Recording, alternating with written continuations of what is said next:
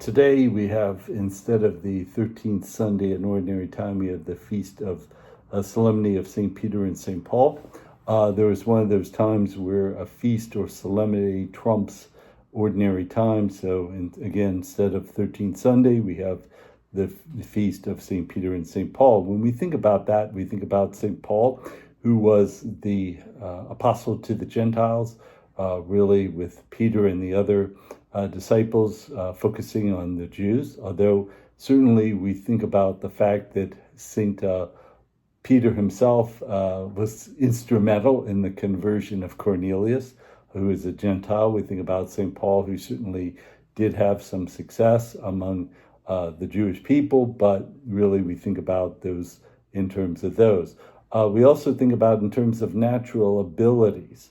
In terms of natural abilities, St. Peter would be the one to probably have a fishing industry to help in providing money for the missionary aspect of the church. And St. Paul would be the one who would go to the Jewish people because, after all, he was educated under Gamaliel. He was very adept at knowing the Hebrew scriptures. All those things would be a natural way of him to succeed. And yet he was the one to go to the Gentiles, mainly to the Gentiles. And although it certainly is going to be challenging because while St. Paul had, like I said, had a depth knowledge of the Hebrew scriptures, when you're talking to the Gentiles, they really don't care because that's not their scriptures. The other thing about it, when we think about St. Peter and St. Paul, is we think about the leadership of St. Peter. We think about the fact that in the gospel, he was given the keys of the kingdom. When we think about the keys of the kingdom, it has a reference to Isaiah chapter 22, where Shebna, who was the basically administrative person for the king, the keys were taken away and given to Eliakim. So the Lord was not happy with Shebna, instead gave the keys of the kingdom to Eliakim. He was, in a way, the prime minister, if you will. So we think about that leadership skills. And when it comes to leadership in the church, there are different models depending upon the different denominations. I think it's probably good to have, as the Catholic Church does, to have one person in charge. If one person is not in charge, if many people are in charge, then who would actually be in charge? Also, you can think about sometimes you'll have committees and the basically the gobbledygook that comes from a committee. But there are different models. One is a kind of a congregational model where the individual church is the one who is in charge. But even then, sometimes they'll have a national organization coming together as a national organization to do those things in terms of helping with hiring or helping with missionaries, things like that. So even then, even as a congregational model, they will have that. The other one would be an Episcopal model, where you have the bishop is in charge of that particular area, and then they would send out missionaries. But again, sometimes it's better to have a church as a whole with the whole going toward a missionary effort than one particular diocese within a particular denomination.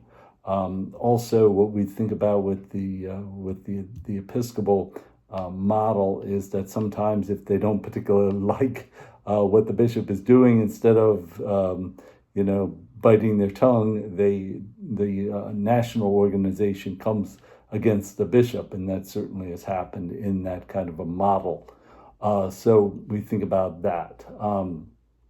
We think about in the Orthodox Church has that kind of a model, and there they haven't come together to certainly go against the different bishops. What they do is that they've said, well, we can have a pan-Orthodox council, but there really has not been a pan-Orthodox council. So again, there's weaknesses in that model. So we see, in a way, the strength in the church as a whole, having one person in charge, having really the efforts of the church focused specifically to different things, and having the backing, financial backing and moral backing of the church. So that's what we see with St. Peter.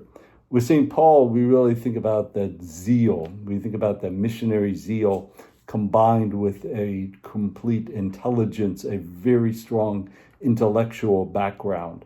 No wonder why many of the different writings of the New Testament were the letters that St. Paul wrote to the various churches.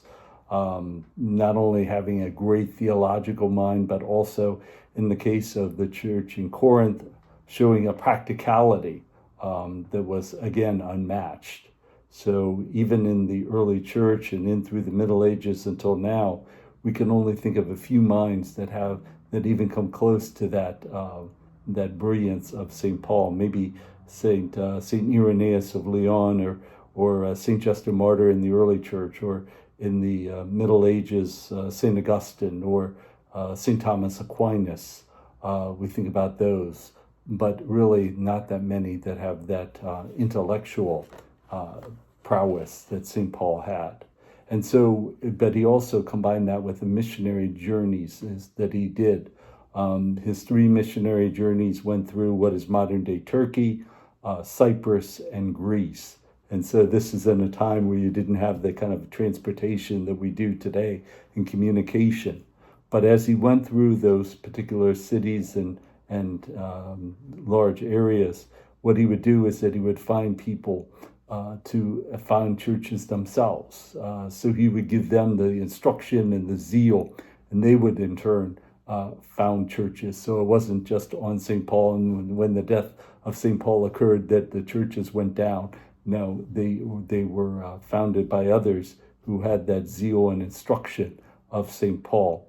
And so when we really think about St. Peter and St. Paul, we think about the leadership that St. Peter was called to be the leader of the apostles. We think about St. Paul, who was called to certainly to start first with the Jews, but also has great success among the Gentiles, with great zeal and great intellectual ability, instill a blessing to today, because we think about the apostles and building that church on with Jesus Christ himself as the capstone, but building on that foundation of the apostles, especially St. Peter and St. Paul. Thanks, and God bless.